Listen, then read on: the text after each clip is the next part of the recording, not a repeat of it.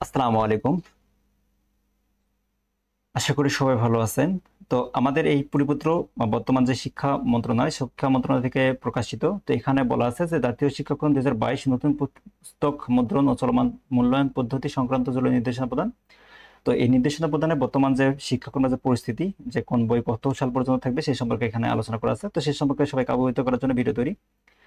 তো এখানে বলা আছে, দেখেন যে জাতীয় শিক্ষাক্রম 2022 এ বিষয়ে মাঠ পর্যায়ে অভিজ্ঞতা ও তথ্য ও অংশীজনের অভিমত ধারণা গবেষণা জরিপ প্রাপ্ত তথ্য অনুসারে শিক্ষাক্রম বাস্তবায়নে শিক্ষকগণের প্রয়োজনীয় উপস্থিতি ঘাটতি, পাঠ্য বিষয়বস্তু ও মূল্যায়ন পদ্ধতি সম্পর্কে অস্পষ্ট ও নেতিবাচক ধারণা, প্রাতিষ্ঠানিক সক্ষমতা প্রকট স্বভাব ইত্যাদি নানাবিধ বাস্তবায়ন বিদ্যমান থাকার উক্ত শিক্ষাক্রম বাস্তবায়নযোগ্য নয় মর্মে প্রতীয়মান। এই পরিপ্রেক্ষিতে সার্বিক বিবেচনায় নিম্নোক্ত নির্দেশনা প্রদান করা হলো। তো নির্দেশনাগুলো দেখেন আমরা এখানে কি বলা আছে। তো এখানে বলছে যে প্রাথমিক শিক্ষা স্তরে প্রাক প্রাথমিক, ক্ষুদ্র নিগোষ্ঠী, প্রথম, দ্বিতীয়, তৃতীয় শ্রেণী পাঠ্যপুস্তকের সাথে ধারাবাহিকতা রেখে ইতিমধ্যে চতুর্থ ও পঞ্চম শ্রেণী পাঠ্যপুস্তকগুলো পাণ্ডুলিপি প্রয়োজনীয় সংশোধন ও পরিমার্জন করে মুদ্রণ করা হবে। এক্ষেত্রে পাঠদান পদ্ধতি ও মূল্যায়ন প্রক্রিয়ায় প্রয়োজনীয় পরিবর্তন আনা হবে। যতদূর সম্ভব মূল্যায়ন পদ্ধতি পূর্বে জাতীয় শিক্ষাক্রম 2012 এর মতো হবে। তারপর খ নম্বর আমাদের বলছে যে ষষ্ঠ, সপ্তম, অষ্টম ও নবম শ্রেণীতে চলমান পাঠ্যপুস্তকগুলো 2024 সাল ব্যাপী বহাল থাকবে। 2025 সালে যথাসম্ভব সংশোধিত ও পরিমার্জিত পাঠ্যপুস্তক সরবরাহ করা হবে।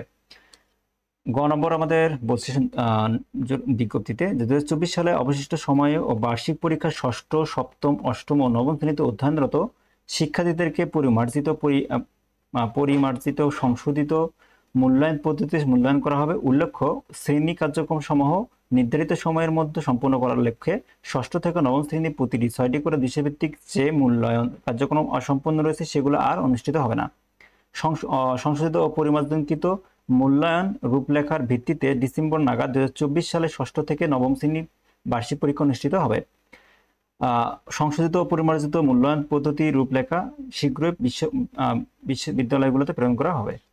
আচ্ছা, এবং ঘ নম্বর বলছে যে 2025 সালের দশম শ্রেণীতে উত্তীর্ণ শিক্ষার্থীদের এসএসসি ও সমানের পরীক্ষা 2026 সালে অনুষ্ঠিতব্য পরীক্ষা নেওয়ার লক্ষ্য বিজ্ঞান, মানবিক ও ব্যবসায় শিক্ষা অব্যাহত রেখে পূর্বের জাতীয় শিক্ষাক্রম 2012 এর আলোকে প্রণীত সংশোধিত বা পরিমার্জিত পাঠ্যপুস্তক সমূহ অর্থাৎ 2023 শিক্ষাবর্ষে ব্যবহৃত পুস্তক শিক্ষার্থীদের সরবরাহ করা হবে।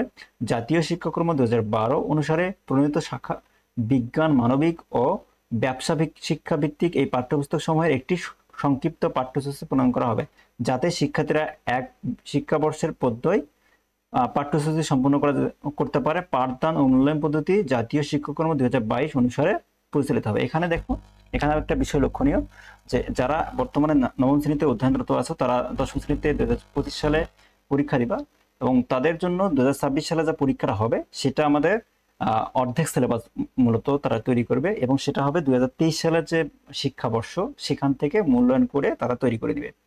তো এইটা ছিল আজকের বিষয়। সবাই ভালো থাকো। ও নম্বর বলা আছে, দেখো যে সকল শিক্ষার্থী 2025 সালে নবম শ্রেণীতে উত্তীর্ণ হবে তাদেরকে জাতীয় শিক্ষাক্রম 2012 এর আলোকে প্রণীত শাখা ও গুচ্ছভিত্তিক সংশোধিত পরিমার্জিত পাঠ্যপুস্তক সমূহ 2023 শিক্ষাবর্ষে ব্যবহৃত প্রদান করা হবে। অর্থাৎ বর্তমান যারা অষ্টম শ্রেণীতে অধ্যয়নরত তাদেরকে 2025 সালে যখন উত্তীর্ণ হবে তোমাদেরকে কি ব্যবহার করা হবে, এবং সেখানে আমাদের সায়েন্স, আর্টস এবং কমার্স থাকবে। সেখানে আমাদের পরিমার্জিত যে বইসমূহ সেগুলো তোমাদের প্রদান করা হবে। এখনকার যে বই সেটা প্রদান করা হবে না। ওকে, এ সকল শিক্ষার্থী নবম ও দশম শ্রেণী মিলে 2 শিক্ষাবর্ষে সম্পূর্ণ পাঠ্যসূচি 2027 সাল এসএসসি ও সমান পরীক্ষা অংশগ্রহণ করবে। তো 4 নম্বর বলছে শিক্ষাবিদ, শিক্ষাক্রম বিশেষজ্ঞ, প্যাডাগন, মূল্যায়ন বিশেষজ্ঞ, সংশ্লিষ্ট বিষয় বিশেষজ্ঞ, সংশ্লিষ্ট শিক্ষা প্রশাসক ও সুশীল সমাজের প্রতিনিধি, অভিভাবক প্রতিনিধিগণের সহযোগিতা 2025 সালে পরিমার্জিত শিক্ষাক্রম চূড়ান্ত করা হবে, যা 2026 সালে শিক্ষা পরিপূর্ণভাবে কার্যকর হবে। তো আমাদের 2 নম্বরে অধ্যাদেশে বলা আছে যে যথাযথ কর্তৃপক্ষ অনুমোদন ক্রমে আদেশ জারি করা হলো, অবিলম্বে তা আদেশ কার্যকর করা হবে। তো এটা মোসাম্মদ রহিমা আক্তার উপসচিব ছিলেন, তিনি এটা স্বাক্ষর করছেন। তো এই ছিল এই পর্যন্ত। সবাই ভালো থাকবেন।